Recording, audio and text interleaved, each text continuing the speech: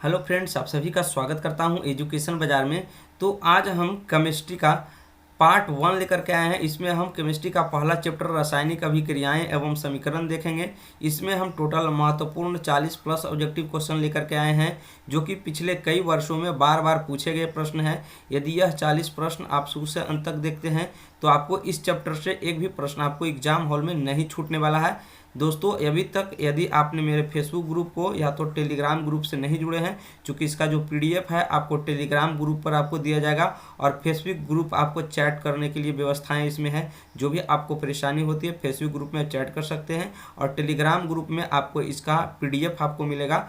तो अभी जा करके ज्वाइन कीजिए मेरे डिस्क्रिप्शन में जा करके फेसबुक और टेलीग्राम को। तो चलिए दोस्तों, हम शुरू करते हैं इस वीडियो को। चलिए देखिएगा, सवाल नंबर 1 यहाँ पे कह रहा है कि कौन सी गैस उत्सर्जित होगी जब धातुएं जल के साथ अभिक्रिया करेगी। ये प्रश्न आपके एग्जाम हॉल के लिए काफ़ी इंपॉर्टेंट है, इसमें स्टार लगा लीजिए।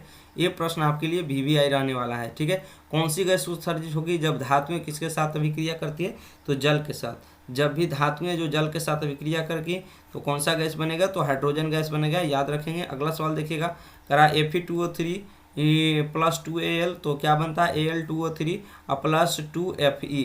तो यहाँ पे आयरन क्या हो रहा है, यहाँ पे जो आयरन है यहाँ पे विस्थापित हो रहा है।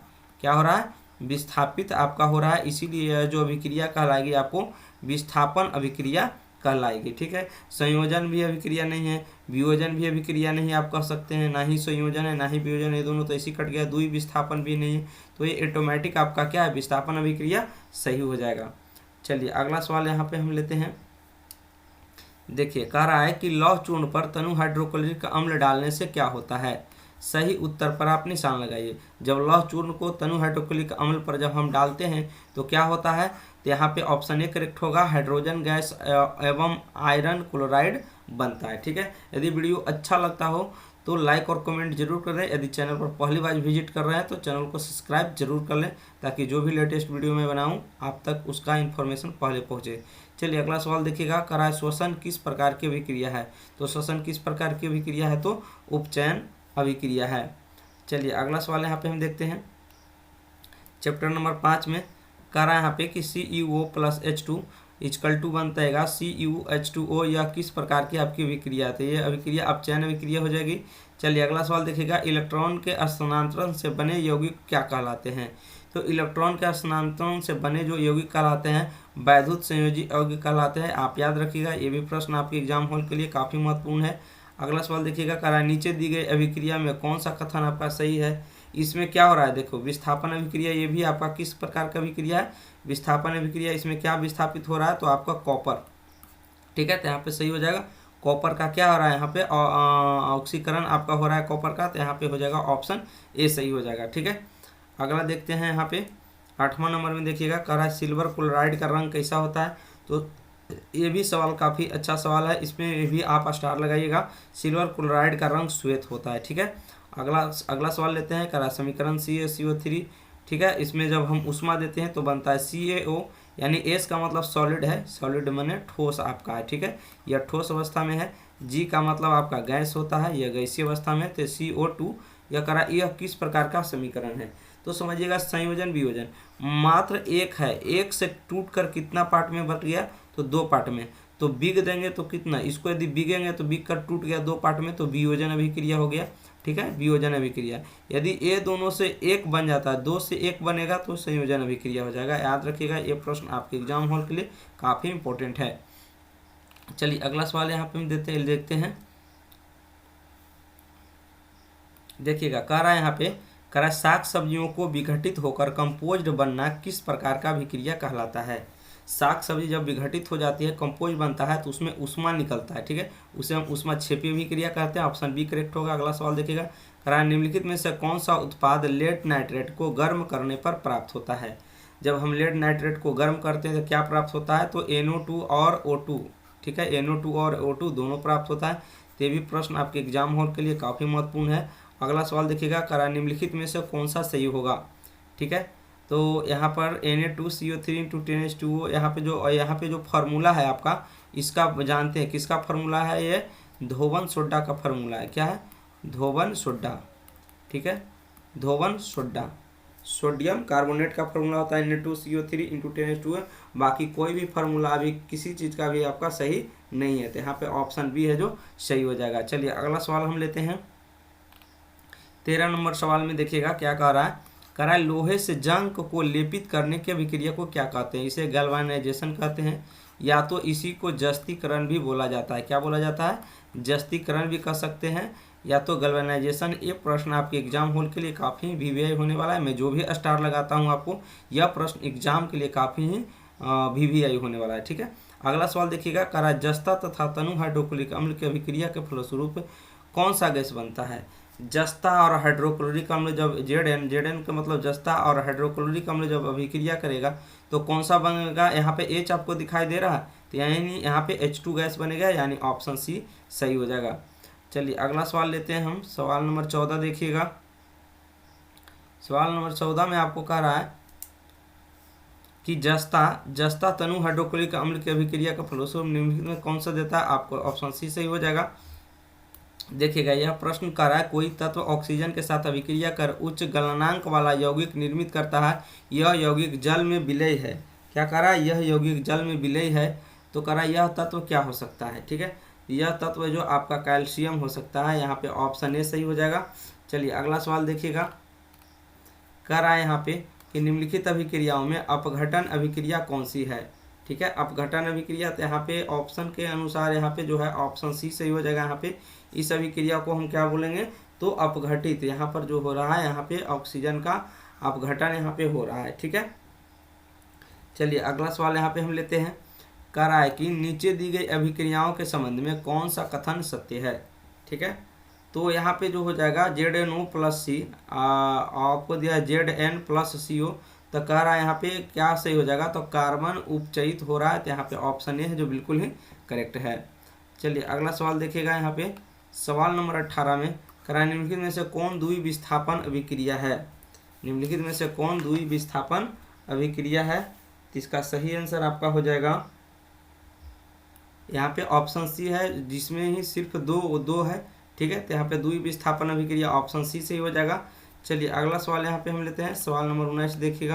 कह रहा है कि निम्नलिखित अभिक्रियाओं में कौन विस्थापन अभिक्रिया आपका है? तो यहाँ पे आपका विस्थापन अभिक्रिया, यहाँ पे देखिए कॉपर है, जो कॉपर वाला प्रश्न जो भी रहता है वो विस्थापित होता है। कॉपर और आयरन जो भी होता है क्या होता है? विस्थापित होता है। तो यहाँ पे कह रहा है कौन सी अभिक्रिया विस्थापन अभिक्रिया है? तो याद रखिएगा, यहाँ पे कॉपर जो भी होता है विस्थापित, या तो आयरन भी रहता तो आयरन विस्थापित होता है, यानी यहाँ पे जो है ऑप्शन नंबर सी बिल्कुल ही करेक्ट हो जाएगा। चलिए अगला सवाल यहाँ पे देखते हैं 20 नंबर में। कह रहा है लौह चूर्ण पर तनु हाइड्रोक्लोरिक अम्ल की अभिक्रिया से क्या बनता है? ठीक है, लौह चूर्ण पर तनु हाइड्रोक्लोरिक अम्ल की अभिक्रिया से क्या बनता है? तो यहाँ पे जो ऑप्शन ए करेक्ट हो जाएगा। कह रहा है हाइड्रोजन गैस एवं आयरन क्लोराइड आपका बनता है। चलिए अगला सवाल यहाँ पे हम लेते हैं 21 नंबर में। कह रहा है निम्नलिखित में से कौन एक अपघटन अभिक्रिया का उदाहरण नहीं है? कौन है जो अपघटन अभिक्रिया का उदाहरण नहीं होगा?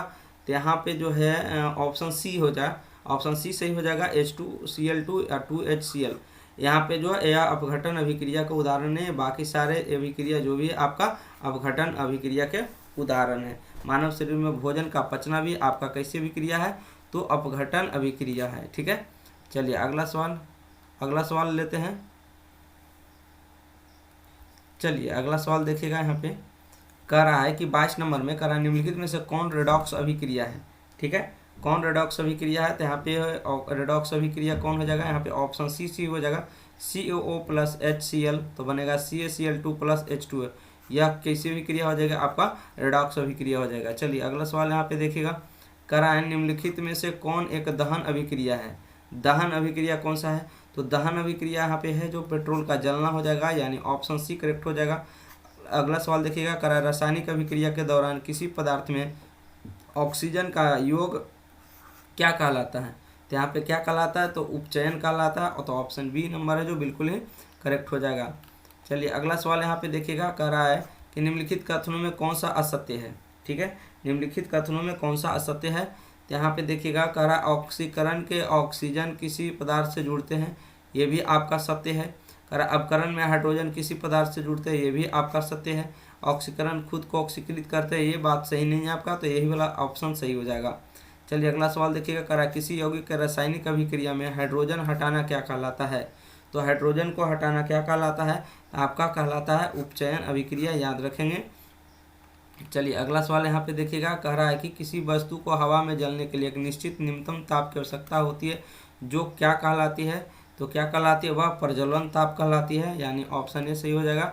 अगला सवाल देखिएगा, कह रहा है कि एक भूरे रंग चमकदार तत्व एक्स को वायु की उपस्थिति में गर्म करने पर काले रंग का हो जाता है, इस एक्स वाले तत्व को क्या नाम है। तो इसका सही आंसर आपका कॉपर हो जाएगा, ठीक है, कॉपर सही होगा। ये प्रश्न आपके लिए काफ़ी इंपॉर्टेंट है, इसे याद रखेंगे। अगला सवाल जो आपका समीकरण दिया है, तो कह रहा है कि ये उपयुक्त रासायनिक अभिक्रिया किस प्रकार का उदाहरण है, तो आपका देखिए द्वितीय विस्थापन अभिक्रिया वाला हो जाएगा, यानी ऑप्शन सी है जो करेक्ट हो जाएगा।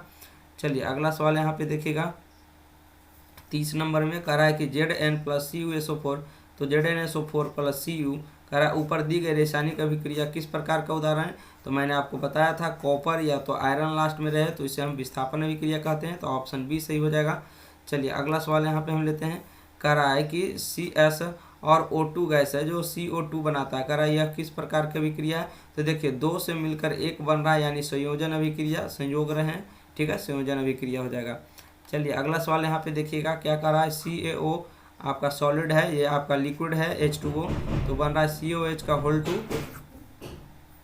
कह रहा है कि उपयुक्त रासायनिक अभिक्रिया कैसे अभिक्रिया है, तो यहाँ पर भी देखिए दो को मिलकर एगो बन रहा है, यानी ये भी हो जाएगा आपका संयोजन अभिक्रिया। इस प्रकार के टाइप के प्रश्न है जो एग्जाम में बार बार आपसे पूछ लिए जाते हैं। चलिए अगला सवाल यहाँ पे देखिएगा, कह रहा है यहाँ पे, कह रहा है ऊष्मा के द्वारा दी गई वियोजन अभिक्रिया को क्या कहते हैं, ठीक है, ऊष्मा के द्वारा दी गई वियोजन अभिक्रिया को ऊष्मीय वियोजन अभिक्रिया कहते हैं। अगला सवाल देखिएगा, कह रहा है जिन अभिक्रियाओं में ऊर्जा अवशोषित होती है उन्हें क्या कहते हैं, तो जिनमें ऊर्जा अवशोषित होती है वो ऊष्माशोषी है, जिसमें ऊर्जा निकलता है उसमें ऊष्माक्षेपी कहते हैं, ठीक है, तो ऑप्शन बी सही हो जाएगा।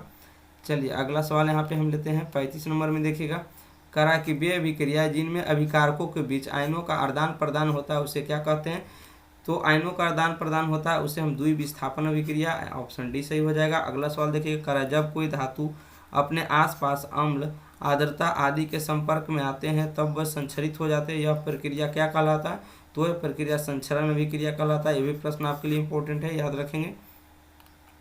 चलिए अगला सवाल यहाँ पे देखिएगा 37 नंबर, करा रासायनिक अभिक्रिया के दौरान किसी पदार्थ का ऑक्सीजन का ह्रास यानी कमी, ह्रास के मतलब कमी क्या कहलाता है आपका, तो यहाँ पे आपका अपचयन कहलाता है, यहाँ पे ऑप्शन नंबर है जो बी सही हो जाएगा। चलिए अगला देखिएगा, करा अवक्षेपण अभिक्रिया किस प्रकार का लवण प्राप्त करता है, तो अवक्षेपण अभिक्रिया से अविलेय लवण प्राप्त होता है। ये भी प्रश्न आपके लिए काफ़ी इंपॉर्टेंट है। चलिए अगला सवाल यहाँ पे हम लेते हैं 39 नंबर में देखिएगा, यह जो आपको अभिक्रिया दिया है करा किस प्रकार की अभिक्रिया है, इसमें कॉपर जब भी होगा तो इसे हम क्या कहेंगे, विस्थापन अभिक्रिया हम बोलेंगे, ठीक है। ये अभी जो आपका हो जाएगा विस्थापन अभिक्रिया, ऑप्शन ए सही हो जाएगा।